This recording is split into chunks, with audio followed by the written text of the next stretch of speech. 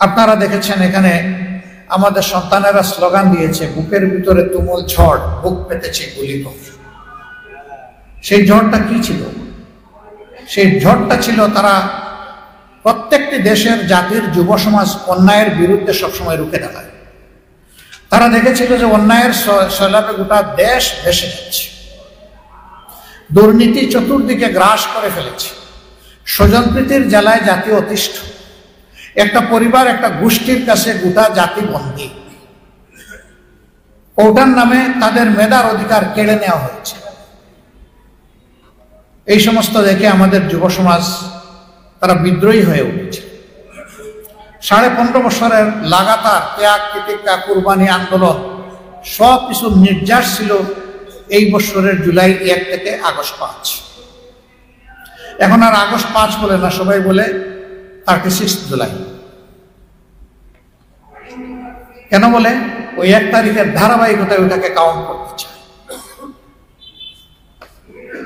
এই ঘটনায় আমাদের 2000-এর কম বেশি কলিজার টুকরা সহকর্মীরা দুনিয়া থেকে বিদায় নিয়েছে, জাগ্রত নাগরিকরা বিদায় নিয়েছে, আমাদের সন্তান সন্ততিরা বিদায় নিয়েছে, কুলের শিশুও বিদায় নিয়েছে, এমনকি অন্তঃসত্ত্বা মাও বিদায় নিয়েছে। অনেকে আহত এবং পঙ্গু হয়েছে। যারা বিদায় নিয়েছেন তাদের বাড়িতে, তাদের পরিবারের কাছে আমরা যাওয়ার চেষ্টা করেছি, তাদেরকে সান্ত্বনা দেওয়ার, তাদের পাশে দাঁড়ানোর আমাদের অঙ্গীকার ব্যক্ত করার। আর যারা আহত হয়েছে তাদেরকে আমরা হাসপাতালগুলা এবং বাড়ি বাড়ি ঘুরে দেখার চেষ্টা করেছি। হাসপাতালে যখন ঢাকা মেডিকেল কলেজে আমরা 7 তারিখে গেলাম, তখন রক্ত গায়ে লেগে আছে, হাত কাটা পড়ে গেছে, পা কাটা পড়ে গেছে, 2 চোখে দেখছে না। সেই লোকদের পাশে যখন বসে জিজ্ঞেস করলাম যে এই মুহূর্তে তোমার কেমন লাগছে, বলে যে খুবই ভালো লাগছে। তোমার কাটা হাত, কাটা পা, তোমার হারিয়ে যাওয়া চোখ, তারপরে তুমি কিভাবে বলছো যে তুমি ভালো আছো? বলে যে কারণে লড়াই করেছিলাম আমাদের লড়াই সফল হয়েছে। তোমরা কি জন্য লড়াই করেছিলে? বলে যে আমরা স্বাধীনতার জন্য লড়াই করেছি, আমরা সেই স্বাধীনতা পেয়েছি, এই জন্য আমার সকল দুঃখ ব্যথা বেদনা ভুলে গিয়েছি। জিজ্ঞেস করলাম তুমি হাত হারা, পা হারা, চোখ হারা, আগামীতে তো আর জাতির প্রয়োজনে ওরকম করে তোমার সাড়া দেওয়া সম্ভব হবে না। বলে কেন হবে না? আল্লাহ আমার একটা হাত নিয়েছেন, অবশিষ্ট আরেকটা আছে, সেটা দেওয়ার জন্য জাতির প্রয়োজনে প্রস্তুত আছে। 6-7 বছরের একটা ছেলে এই উত্তরার রাস্তা, তাকে বড়রা বলছে এই তুমি চলে যাও। আপনাকে আমাকে চলে যাওয়ার বলা? আমি এসেছি আন্দোলন করতে, আর আপনি বলছেন আমাকে আপনি চলে যান মিয়া। সেই ছবিতে আপনারা অনেকে দেখেছেন। তাকে একদিকে ধাক্কা দেয়, সে আরেকদিকে রুখে দাঁড়ায়। এরপরে তারা জিজ্ঞেস করা হলো যে তুমি কেন এসেছো? বলে যে আন্দোলন করতে এসেছো। বলে কি জন্য আন্দোলন করবো? যে ওরা আমার ভাইকে খুন করেছে। কে তোমার ভাই? বলে যে আমার ভাই আবু সাইদ। তো সে তোমার ভাই হয়ে গেল? এই ছেলেকে কি এগুলো শিখিয়ে দিল? বলতেছে যে জাতির জন্য যুদ্ধ করে সে আমার ভাই হবে না তো কে ভাই হবে? তোমাকে যদি মেরে ফেলে আমি শহীদ হব। তোমার মা বাবা কাঁদবে না? কয় না কাঁদবে না। কেন কাঁদবে না? কয় আমি বলে এসেছি আমি জাতির জন্য লড়তে যাচ্ছি, আমি মরে গেলে তোমরা কেঁদো না। আলহামদুলিল্লাহ, এটাই ছিল আমাদের জাতির চেতনা। কেন এত বেশি এরা জুলুম জাতিটার উপর করেছিল যে শিশু, আবাল, বৃদ্ধ, বনিতা সবাই ছিল অতিষ্ঠ এবং ক্ষিপ্ত। তাই তারা মনের ঝাল মিটিয়ে এই মানুষগুলোকে খুন করেছে। কয়দিন হলো ভাই? মাত্র 4 মাস, 3 দিন বা 4 দিন। এই সময়ের ভিতরে এরা মিথ্যাচার শুরু করে দিয়েছে।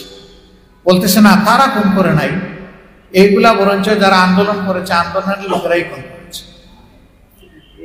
সব আপনারা চোখের সামনে দেখলেন কিভাবে স্নাইপার দিয়ে হত্যা করা হলো, কিভাবে উপর থেকে হেলিকপ্টার থেকে গুলি ছুড়ে হত্যা করা হলো, কিভাবে সামনাসামনি শর্ট এট সাইড করা হলো এবং মানুষকে খুন করা হলো, কিভাবে আপনার এই ইয়ের উপরে সামরিক যানবাহনের উপর থেকে তাকে ফেলে দেওয়া হলো একটা ছেলেকে জীবন্ত অবস্থা।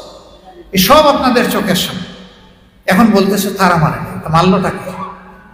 তারা কি মানুষকে এতটাই বোকা মনে করে? এখন তো হাজার ক্যামেরা চতুর্দিক থেকে চমকে উঠে, ফ্লাশ করে উঠে। এখন ট্রেডিশনাল ক্যামেরাও লাগে না, সবার পকেটে এবং হাতে ক্যামেরা। তারা এগুলাকেও মিথ্যা প্রমাণিত করার চেষ্টা করছে। কেন?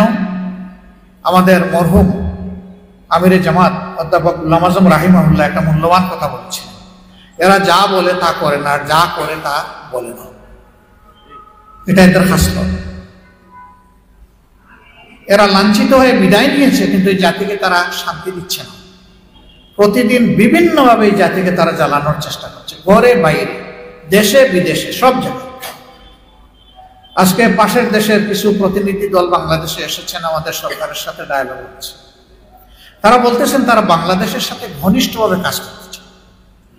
ঘনিষ্ঠভাবে কাজ করার এটাই কি লক্ষণ যে আমাদের উপ হাই কমিশন তারা তছনছ করবেন, আমাদের ফ্ল্যাগ তারা অপমানিত করে পুড়িয়ে দেবেন, আমাদের মানুষগুলোকে তারা পিঠাবেন? এটা কি ঘনিষ্ঠ বন্ধুত্বের লক্ষণ? আমরা তাদেরকে বলি যে আপনাদের কথা আপনাদেরকেই সত্য প্রমাণ করতে হবে।